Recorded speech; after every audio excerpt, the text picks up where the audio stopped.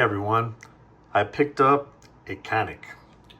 I saw it at a local range. I'm gonna go shooting and I typically check out the used section, and I saw this. They were willing to do $265. It was in like new condition, came with all the accessories. If you're familiar with Canic, they always provide things like holsters, extra back straps, plates that go along with the gun so that you can mount a red dot. So it came with nothing missing, so I decided to check it out. And then the next day I saw at a local forum that somebody was selling a Holosun 507K. It's the 2 MOA with the 32 MOA circle, and it has the 3 option for the reticles. The circle, the dot, and the third one being the circle in combination with the dot. When I got this for $150, I was pretty happy about it. It was in like new condition as well. And it also came with a little adapter for a DPP footprint. I won't be using that. I was able to just direct mount it on the gun. So let's take a look at that. This is the case. It's got the cleaning rods, brush, the screws, mounting screws. This one is a 15 round magazine. The other one is a 12 round magazine. I will say that I shot this earlier today. I have a harder time with the 12 round magazine. Just the way it fits my hands, I can't get a good grip on it, at least not a comfortable grip for me. So I could do like rapid follow-up shots. I can still shoot, it's just not as comfortable, and I just don't have the confidence I have when I use the 15 rounder. So I probably won't be using the 12 too much. However, the 12 round magazine would conceal a lot better. It's a decent size shorter. And if you don't want this little pinky extension, they do offer just a flat plate. So if you have smaller hands, that'd be a really good option. It'll help conceal it even better than this one, just because you won't have that lip extension there. Unfortunately, these only come in right-handed models. I'm a left-handed individual, so this won't do me any good, but it's a decent holster. I mean, it's got good retention and everything. Unfortunately, like I said, it's right-handed, so it's not gonna benefit me in any way. It does have a little mounting plate there. I forgot which gun that's for, as far as not the gun, but the wood footprint. But again, I won't be needing it, so it won't make a difference, at least not for me. Might for you, depending on what you have. So I mounted the red dot, then I decided to take it out to the range. I took off this light from my P320, the AXG Pro that I have on the Icarus frame. This has to be the type that has this track that moves the base. If you get the original PL Mini Valkyrie, that's a solid mount. It won't fit.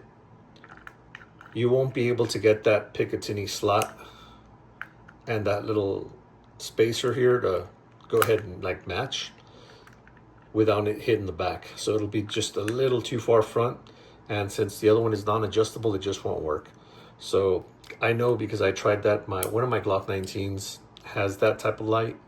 Works perfect for a Glock, just wouldn't fit on this. So like I said, I got this off of the AXG Pro and just put the Phoenix light that I had recently purchased on it to replace it. But this does fit. Now, right now I currently have this with a little adapter for it says GL because it's for the Glock. I do have the 19, I just don't want to go looking for it. And it's really not necessary. This fits right in there. Oh, need to move the base a little bit. There you go. So, and of course, once you get that in there on the rail, you can just slide it.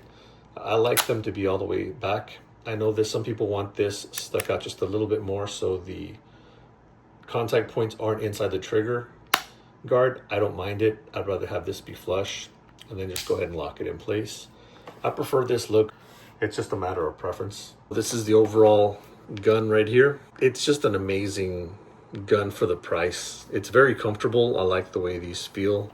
It has the relief cuts on both sides, being that it's boasting its ambidextrous. I'd have to agree that it definitely is. And it also has the mag, the slide, not the mag, but the slide release on both sides. They're the same size, So typically when you get things that are ambidextrous, you'll end up with the right-handed portion being nice and beefy and the left-handed side being thin, short, or just requiring a lot more pressure to activate. This isn't the case with this gun. It's the same amount of force, in my opinion, to do both. I've done both a couple of times earlier today. It has the release button, which is also reversible, which I've gone ahead and done, as you can see here. I will say that it was one of the more difficult ones I've ever had to work with. It took me maybe like half an hour to get it, which should typically be just a couple of minutes. In most other guns, you could switch them out in just a couple of minutes. So it was a process. Nothing you can't do though. And of course, once I got that everything set up the way I wanted, I took it out to the range. I didn't have the light on it when I went to the range because I didn't think about even putting one on until I came back. This would have helped. For most guns in my hands, I need to be able to, one, get the 3 fingers on there. It's just a matter of not just comfort, but control. If it's just 2 fingers, like if I had the 12 rounder with no pinky extension, I get a lot of muzzle flip because I end up pressing a lot more with my middle finger than I do with my ring finger as I'm shooting. You can always kind of train around that, but just my natural grip locks in the middle finger and the pinky. So I get a lot of muzzle flips, so follow-up shots are a little bit more difficult for me. And I can see that in some of the shooting video, the video of me shooting that I took. The other thing I don't really love, it bothers me, but this is just maybe a preference thing. When I put this 15-round magazine in, I can get a great grip on the front. But then this gap right here of nothingness bothers me because now I feel this like a little ledge. And as I'm shooting like a few follow-up shots just back and forth, maybe 3-4 shots in a row, I feel it to the point that I always have to relax my hand and kind of re-grip the gun. And I saw myself doing that as well. I'm holding the gun. Since the light wasn't on here, I was using this little made in Turkey area as an index point for my thumb. And surprisingly, being that it's not even made for that, it works great for that. It works better than this does. This is like stippling, but it's so close together. It does give you a slight rough surface. It's just more of a place to rest your thumb or your index finger if you're holding the gun like that. But that's about it. I don't think it really does anything for grip to hold the gun down or to prevent the muzzle flip. This has a good little indentation there, and the letters act as stippling, and they're far apart enough that it really works. Like, I'm not even exaggerating on that. It really does work. So I was resting my thumb on there. But typically, if I have a light or some accessory on there, I'd rather rest my thumb on that. This is a little low, but I'm sure it would have worked. This gun does have an amazing trigger. I shot someone else's gun who got one of these. I think theirs is the larger one. It's not the SC, it's just the Elite. But the trigger is really smooth, and it just comes to that definitive wall. I really thought somebody had done work on this gun, and that's just the way these come.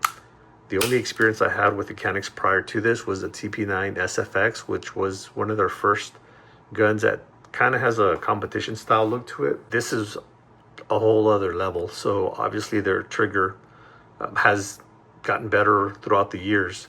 People would pay to have Glock triggers that pretty much break and feel like this one. And this is out of the box again, $265 gun with 2 magazines, a holster, another back strap, a plate for a different type of dot, ambidextrous controls, reliable, from a reputable company.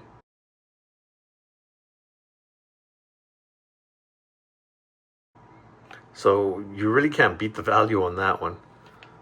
I think it's an amazing find for me.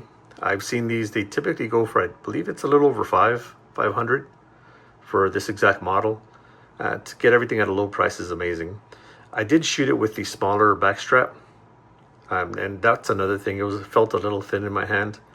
When I got back, I put this one on, and this does feel a little bit better. It kind of puts a little bit more into the palm of my hand. The other one, I felt like it had a bit more of a straight back, so I felt like I was kind of holding a stick versus a nice grip. So hopefully I'll be able to shoot it a little bit better with that on. The light, I'll leave it on there. I like that this is just the quick release one. That way I can put it back in the holster when not in use if I just have it around. It's a right-handed holster, so it doesn't work for me. But it's a good option to have. And I could still use the holster for carrying this. Just because I'm not carrying it on my body doesn't mean I can't have it in a holster to secure it. You know, keep the trigger covered. There you go. Just for those who like to turn the lights on. I'm not a big fan of aiming it at the camera and blinding the camera, just turning the screen white. It just doesn't do anything. And don't worry, I'm not behind the camera, so you don't have to worry about some sort of negligent discharge, shooting myself and somehow magically still uploading the video, even though it's an empty gun. Yeah, but this is a really, really good gun. And I'm not sure if I'm going to keep it. If I do, it's just because it's there. The dot for 150 really kind of put this all together. I mean, without a dot, it would have been fine. I mean, I did get it without one, not thinking about putting one on. I just didn't want to invest the money into it. But for 150, I mean, come on, it's a really, really great deal. Nice. I'm not sure if they sell some sort of a base that has this extended where it would just make that a whole solid piece. I think that would be better. I'd use it primarily at the range. This would be an easy home defense gun because it's still, you know, if I can get that to fill in, it's still a good full-size gun. I mean, it is compact, but any gun I can grip with a whole grip, I consider a full-size gun, even though it's shorter and obviously made for carry. That really does feel good. Nice. I'll take it out again now that it's got these little extras on here and see if it shoots just as good. I was able to get a decent grouping and everything out of it, so it's not like it was a bad shooter or anything. I have guns that I'm more familiar with that I shoot regularly that are just better shooters in my hand, but this is by no means a bad gun. When I did get good pulls on it and good shots, it was hitting right where I was aiming. 2-0, the dot, all I had to do was pretty much line it up with the front dot for center because the windage was right on. The elevation, I mean, it's just a matter of whether you wanted to co-witness or if you want to do the whole lollipop or just put the dot a little bit higher so it's center screen. And I don't do that just because I naturally bring up the sights. So when I'm aiming a gun, I just bring up the sights to get that picture, and the dot's always somewhere there, even if it's not perfect. But I'll quickly adjust. So that's, again, a matter of how you train and what your preferences are. But yep, this is the latest acquisition, Canik TP9 Elite SC. Let me know if you have one of these. What did you do to it, if anything? And do you still have it? Just because you purchase guns doesn't mean you keep them. We all know sometimes they don't work out, or for some reason or another, we get rid of them. So if you do, let me know your thoughts on this in the comments below.